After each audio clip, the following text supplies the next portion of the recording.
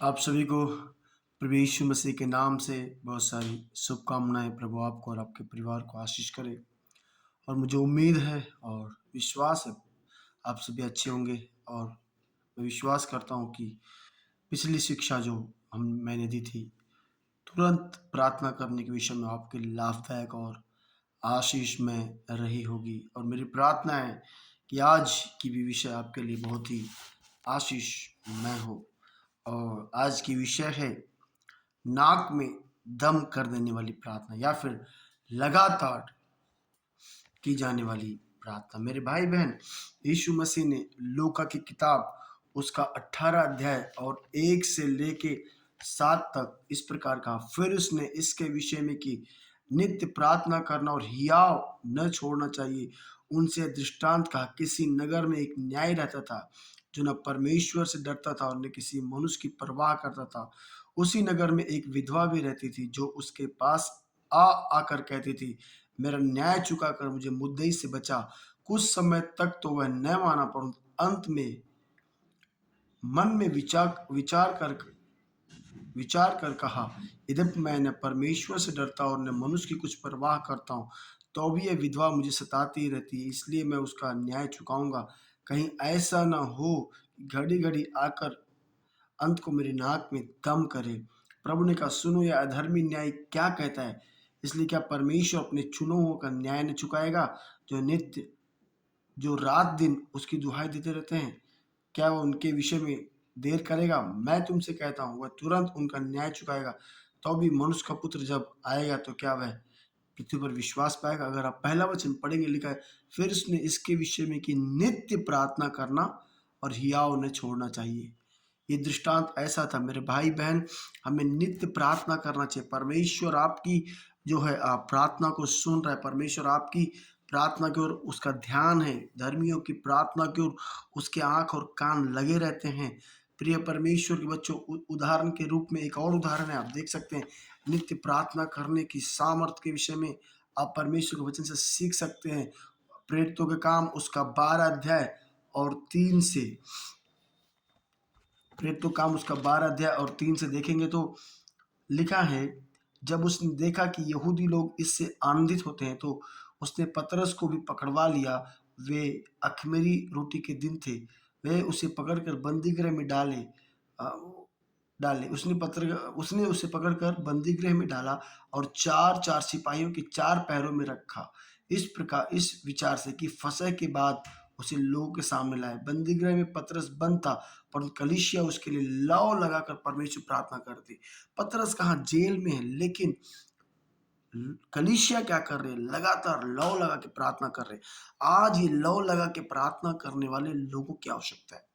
आज लौ लगा के लोग परमेश्वर की दुहाई दे। मेरे भाई बहन, इस प्रकार के विश्वासियों की आवश्यकता है। जिस प्रकार यीशु रात भर प्रार्थना करता था, लगातार प्रार्थना करता था, उस प्रकार प्रार्थना करने वाले की आवश्यकता है। लोग एक विषय के लिए लगातार सालों साल प्रार्थना करें, ऐसे लोगों की प्रिय परमेश्वर के बच्चों आवश्यकता है। कलीसिया प्रार्थना कर रही है, पतरस जेल में। इसका परिणाम क्या हो? 12 से लेकर 17 तक पढ़ेंगे तब समझ में आपको आएगा। यह जानकर कि उस यूहन्ना की माता मरियम के घर आया जो मरकुस कहलाता। वहां बहुत से लोग इकट्ठे होकर प्रार्थना कर रहे थे। किसके लिए? पतरस के लिए। 12 अध्याय पढ़ेंगे समझ में आएगा। 13, जब उसने फाटक की खिड़की खटखड़ाई तो रूदे नामक एक दासी देखने को आई। पतरस का शब्द पहचान कर उसने आनंद के मारे फाटक ने खोला, परंतु दौड़कर भीतर गए और बताया कि पतरस द्वार पर खड़ा है। उन्होंने उससे कहा, तू पागल है? परंतु वह दृढ़ता से बोली कि ऐसा ही। जब उन्होंने कहा, उसका स्वर्गदूत होगा। परंतु पतरस खटखटाता ही रहता है। उन्होंने खिड़की खोली और उसे देखकर चकित रह गए। तब उसने उन्हें हाथ से संकेत किया कि चुप रहो और उनको बताया कि प्रभु किस रीति से उसे बंदीगृह से निकाल लाया। फिर कहा, याकूब और भाइयों को यह बता देना। तब निकलकर दूसरी की जगह चला गया। देखिए, यहाँ पे प्रार्थना कर रहे हैं। इनको विश्वास भी नहीं है कि पतरस छूट जाएगा, लेकिन परमेश्वर की दुहाई दे रहा। और प्रभु का वचन में लिखा है कि जो अधर्मी राजा हो सकता है ना सुने, लेकिन परमेश्वर न्यायी है, परमेश्वर पवित्र है, वो जरूर हमारी प्रार्थना सुनेंगे। जहां पर कलीसिया प्रार्थना कर रही थी, वहीं पर प्रभु ने पतरस को लाया और उनकी प्रार्थना का उत्तर दिया। मेरे भाई बहन, बाइबल आपको हमको लगातार प्रार्थना करने के लिए हमेशा से आपको हमको मार्गदर्शित करती है और आज्ञा देती है। पहला थिस्सलुनीके की किताब उसका 5 अध्याय 17 वचन में लिखा है, हर बात में धन्यवाद। पहला 17 वचन, निरंतर प्रार्थना करते रहो। और 18 में लिखा है, हर बात में धन्यवाद करो क्योंकि तुम्हारे लिए यीशु मसीह में परमेश्वर की यही इच्छा है। आप प्रार्थना करें और धन्यवाद करें। परमेश्वर की यही इच्छा है प्रिय परमेश्वर बच्चों। पहला सामुएल की किताब और उसका 12 अध्याय और 23 में जो है सामुएल कहते, यदि मैं प्रार्थना नहीं करूं तुम्हारे लिए तो मेरे लिए पाप है। फिर यह मुझसे दूर हो कि मैं तुम्हारे लिए प्रार्थना करना छोड़कर यहोवा के विरुद्ध पापी ठहरूं। मैं तो तुम्हें अच्छा और सीधा मार्ग दिखाता रहूंगा। ये हर एक व्यक्ति के लिए प्रार्थना करना और जिम्मेदारी के साथ उनको सही मार्ग बताना ये जरूरी। प्रार्थना नहीं करूं इसके लिए खुद को समझता कि मैं पाप कर रहा हूं। मेरे भाई बहन, यहाँ पे आप देखेंगे तो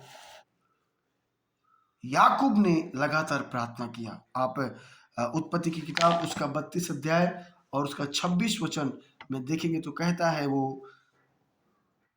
तब उसने कहा मुझे जाने दे क्योंकि भोर होने वाला है। याकूब ने कहा जब तक तू मुझे आशीर्वाद न दे तब तक मैं तुझे नहीं जाने दूंगा। लगातार यहाँ पे वो भी आशीष पाने के लिए देख रहे हैं, वो प्रार्थना कर रहे हैं। प्रिय परमेश्वर बच्चों, आप पहला राजा की किताब उसका 18 अध्याय और 42 से 45 तक जो है, जब आप देखेंगे तो वहां पे देखेंगे एलिया लगातार प्रार्थना कर रहे हैं, है ना। पहला राजा की किताब उसका 18 अध्याय 42 से लेके और 45 तक। यहाँ पे देखिए, मैं आपको 41 पढ़ूंगा। फिर एलिया ने आहाब से कहा उठकर खा पी क्योंकि भारी वर्षा होने की सनसनाहट सुन पड़ती है। तब आहाब खाने पीने को चला गया। एलिया करमेल की चोटी पर चढ़ गया और भूमि पर गिरकर अपना मुंह घुटनों के बीच किया और उसने अपने सेवक से कहा चढ़कर समुद्र की ओर दृष्टि करके देख। तब उसने चढ़कर देखा और लौटकर कहा कुछ नहीं दिखता। एलिया ने कहा फिर 7 बार जा। और 7वीं बार उसने देखा कि समुद्र में से मनुष्य के हाथ सा एक छोटा सा बादल उठ रहा है।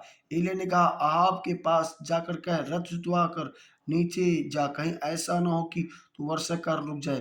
थोड़ी देर में आकाश वायु से उड़ाई हुई घटा और आंधी से काला हो गया और भारी वर्षा होने लगी और अहाब सवार होकर इस जल को गया। मैं बताना चाहता हूँ, आप अगर इसको आप 16 अध्याय से पढ़ेंगे, इसको आप अगर पढ़ेंगे तो परमेश्वर एलिय्याह को कहता है मैं बारिश दूंगा। और एलिया परमेश्वर की इच्छा और वचन को जानता था, फिर भी उसने प्रार्थना किया। और कितना बार, एक बार प्रार्थना नहीं किया, यहाँ पे लिखा 7 बार, जो लगातार दर्शाता है। 7 बार जो अनेकता को दर्शाता है, उसने 7 बार प्रार्थना किया। बार बार प्रार्थना किया ताकि परमेश्वर को वचन और इच्छा पूरी, हमको परमेश्वर की इच्छा और वचन हो सकता है पूरी तरह जानकारी हो, लेकिन आपको हमको मेरे भाई बहन लगातार आपको हमको प्रार्थना करते रहना चाहिए। प्रार्थना करने की आपको हमको आदत डालनी चाहिए। प्रार्थना करने के लिए हमें समय निकालना चाहिए। भजन संहिता की किताब उसका 123 अध्याय और उसका 1 से लेकर 4 तक लिखा, मैं अपनी आंखें पर्वत की ओर लगाऊंगा, मुझे सहायता कहाँ से मिलेगी। मुझे सहायता यहोवा की ओर से मिलती है जो आकाश और पृथ्वी को करता है। वह तेरे पाँव को टलने न देगा, तेरा रक्षक कभी ना ऊँघेगा। सुन, इज़राइल का रक्षक ना ऊँघेगा ना सोएगा। इसके लिए कह रहा है मैं अपनी आंखें लगा के रखूंगा। मतलब क्या है, उसमें लगातार की सोच है। लगातार आप प्रिय परमेश्वर के बच्चों, आप और उदाहरणों को देखेंगे तो लूका की किताब उसका पहला अध्याय और हम नए नियम से कुछ उदाहरणों को देखेंगे। इन लोग लगातार प्रार्थना करते थे। लूका की किताब उसका पहला अध्याय और उसका 6 और 7 वचन देखेंगे। वे दोनों परमेश्वर के सामने धर्मी थे, प्रभु की सारी आज्ञाओं और विधियों पर निर्दोष चलने वाले थे। उनके कोई भी संतान न थी क्योंकि एलसीबा बाज थी और वे दोनों बूढ़े थे। यहाँ पे हम और लेकिन 13 में देखेंगे, परंतु स्वर्गदूत उससे कहा, हे जकर्या भयभीत न हो क्योंकि तेरी प्रार्थना सुन ली गई है और तेरी पत्नी एलीशिबा तेरे लिए एक पुत्र उत्पन्न होगा, तो उसका नाम यूहन्ना रखना। ये लोग बूढ़े थे, ये लोग एकदम बूढ़े हो चुके थे मेरे भाई बहन, लेकिन परमेश्वर के प्रति जकर्या की विश्वास था कि मेरी पत्नी बूढ़ी हो चुकी है, मैं बूढ़ा हो चुका हूँ, लेकिन परमेश्वर ने अब्राहम और सारे को जिस प्रकार आशीष किया, ऐसे परमेश्वर हमें भी पुत्र दे के हमें आशीष कर सकता है। और उसके लिए लगातार प्रार्थना कर रहे थे मेरे भाई बहन, लगातार प्रार्थना कर रहे थे और वो बूढ़े थे। और मेरे प्रिय परमेश्वर के बच्चों, परमेश्वर ने उनकी लगातार की प्रार्थना का सम्मान किया और उन्हें उत्तर दिया। मैं आपको और उदाहरणों को देके समझाना चाहूँगा, लगातार प्रार्थना करने के लिए उत्साहित करना चाहूँगा। प्रेरितों का काम उसका 10 अध्याय और उसका 4 वचन। यहाँ पे देख लीजिए, प्रेरितों का काम उसका 10, यहाँ पे कुरनेलियुस के बारे में हम देख सकते हो, लगातार प्रार्थना करने वाला व्यक्ति था। लिखा है, उसने उसे ध्यान से देखा और डर कर कहा, हे प्रभु क्या है? उसने उससे कहा, तेरी प्रार्थना तेरे दान स्मरण के लिए परमेश्वर के सामने पहुंचे। लगातार प्रार्थना करने वाला व्यक्ति था, दान देने वाला व्यक्ति था मेरे भाई बहन। और ये चीज को कोई नहीं समझता था, लेकिन परमेश्वर समझता। परमेश्वर ने उसके बाद स्वर्गदूत भेज के उसको उत्तर दिया और उससे कहा कि आप पतरस से मिलो। सो लगातार प्रार्थना करने के विषय में, बिना घबराए, बिना थके हुए आप प्रार्थना करने के विषय में मैं आज आपको समझा रहा हूँ। मेरे प्रिय परमेश्वर बच्चों, इनको, इन शिक्षाओं को आप सीख के, अध्ययन करके, लिख के अपने रखें और दूसरों को सिखाएं, और इसके द्वारा आप और दूसरे लोग भी आशीष पाए। मेरी यही तमन्ना है। यहाँ पे लिखा है प्रिय परमेश्वर बच्चों, कुलुस्सियों की किताब उसका 4 अध्याय और उसका 12 वचन को हम देखेंगे। कुलुस्सियों की किताब 4 का 12, इफ्रास जो तुम में से है और मसीह यीशु का दास तुम्हें नमस्कार करता और सदा तुम्हारे लिए प्रार्थनाओं में यत्न करता कि तुम सिद्ध होकर पूर्ण विश्वास के साथ परमेश्वर की इच्छा पर स्थिर हो। सदा इफ्रास जो है इन लोग कुलुस्सियों के लोगों के लिए लगातार प्रार्थना करता था। ऐसे आपको, हमको लगातार प्रार्थना करना चाहिए। मत्ती की किताब उसका 15 अध्याय और 21 से लेके 28 तक हम देखेंगे। मत्ती किताब उसका 15 अध्याय और उसका वचन 21 से लेके और 28 तक हम लोग देखेंगे। यहाँ पे लगातार प्रार्थना की एक प्रभावी कार्य को हम देख सकते हैं। यीशु वहां से निकलकर सूर और सैदा के प्रदेश की ओर चला गया। उस प्रदेश से एक कनानी स्त्री निकली और चिल्लाकर कहने लगी, हे प्रभु, दाऊद की संतान, मुझ पर दया कर, मेरी बेटी को दुष्टात्मा बहुत सता रहा है। पर उसने कुछ उत्तर नहीं दिया। तब उसके चेलों ने आकर उससे विनती की, इसे विदा कर, क्योंकि वह हमारे पीछे चिल्लाती हुई आ रही है। उसने उत्तर दिया, इज़राइल के घराने की कोई भी भेड़ों को छोड़ मैं किसी के पास नहीं भेजा गया। पर वह आई और यीशु को प्रणाम करके कहने लगी, हे प्रभु, मेरी सहायता कर। उसने उत्तर दिया, लड़कों की रोटी लेकर कुत्तों को आगे डालना अच्छा नहीं। उसने कहा, सत्य है प्रभु, पर कुत्ते भी वह चूर चार खाते जो उनके स्वामियों की मेज से गिरते हैं। इस पर यीशु ने उसको उत्तर देकर कहा, हे स्त्री, तेरा विश्वास बड़ा है, जैसे तू चाहती तेरे लिए वैसा ही हो। और उसकी बेटी उसी घड़ी चंगी होगी। मेरे भाई बहन, यहाँ पे लगातार प्रार्थना कर रही हो, यीशु उत्तर दे, फिर भी लगातार प्रार्थना कर रही। मैं आपको बताना चाहता हूँ प्रिय परमेश्वर बच्चों, हम लोग सेवकाई में आने से पहले परमेश्वर ने हमसे वादा किया था। क्या वादा किया था? कि तू और तेरा घराना उद्धार पाएगा। और हमारी माँ जी जो हमारे सामने ही थी, और हम लोग यहाँ पे लगभग 13 साल सेवा कर रहे, लेकिन 12 साल तक उद्धार नहीं पाई थी। लेकिन फिर भी हम लोग प्रार्थना करते, प्रभु उनका उद्धार हो। और आपको तो मृत्यु से 3 महीने पहले उन्होंने उद्धार पाया। 3 महीने पहले। ऐसी अनेक चीजें जो हम लोग लगातार प्रार्थना की और परमेश्वर ने, मैंने 9.5 साल तक आत्मा से भरने के लिए प्रार्थना, लगातार प्रार्थना करने का प्रतिफल परमेश्वर उसकी उत्तर को दे। लूका की किताब उसका 18 अध्याय से हम एक घटने के ऊपर लगातार प्रार्थना के लिए शिक्षा के रूप में हम ग्रहण करेंगे। मेरे भाई बहन, इस वक्त प्रार्थना के विषय में हम सीख रहे हैं, और इसको सुन के सिर्फ भूल ना जाए, इसको अपने जीवन में हम लोग लागू करें। हम सिर्फ सुनने वाले ना बने, पर उस पर चलने वाले बने। यहाँ पे देखेंगे 18 का 35 से, जब वह एरियो के निकट जा रहा था तो एक अंधा सड़क के किनारे बैठा हुआ भीख मांग रहा था। वह भीड़ के चलने वाले की आहट सुनकर पूछने लगा, यह क्या हो रहा है? उन्होंने उसको बताया, यीशु नाजरी जा रहा है। तब उसने पुकार कर कहा, हे यीशु, दाऊद की संतान, मुझ पर दया कर।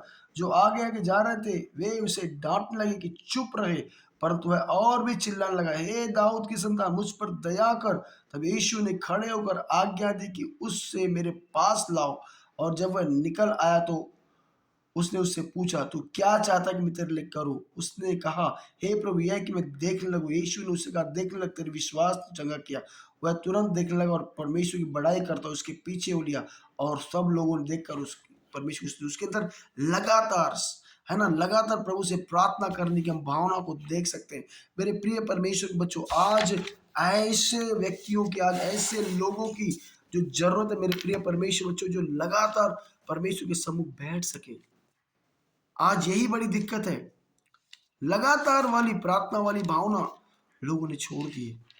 लगातार प्रभु के चरणों में बैठना लोगों ने छोड़ दिया। इस प्रकार का अनुग्रह हमें प्रभु से मांगना चाहिए। मैं एक उदाहरण देना चाहता हूँ, लूका की किताब उसका 2 अध्याय उसका 36 में लिखा है, आसेर के गोत्र में से हनन्याह नामक फनुएल की बेटी एक भविष्यद्वक्तिन थी। वह बहुत बूढ़ी थी, विवाह होने के बाद 7 वर्ष अपने पति के साथ रह पाए थे। वह 84 वर्ष से विधवा थी, लेकिन विधवा होने के बाद वह और मंदिर को नहीं छोड़ती, पर उपवास और प्रार्थना करके रात दिन उपासना करती थी। और वह उस घड़ी वहां आकर प्रभु को धन्यवाद कर लेगा उन सबों से जो यरूशलेम की छुटकारे की बाट जोते थे। उस बालक के विषय में बातें कर लगातार प्रार्थना कर रही थी। वो विधवा थी, वो अपने हालात पे, अपनी परिस्थिति पे वो रो नहीं रही थी, लेकिन प्रिय परमेश्वर बच्चों, लगातार प्रभु के चरणों में वो बैठ के परमेश्वर की राज्य के बारे में, परमेश्वर की मसीहा का वो इंतजार कर रही थी। कलीसिया जाग उठी। प्रभु ने कहा, मैं अंत के दिनों में यहूदा के घराने पर प्रार्थना सिखाने वाले आत्मा को दे लूंगा।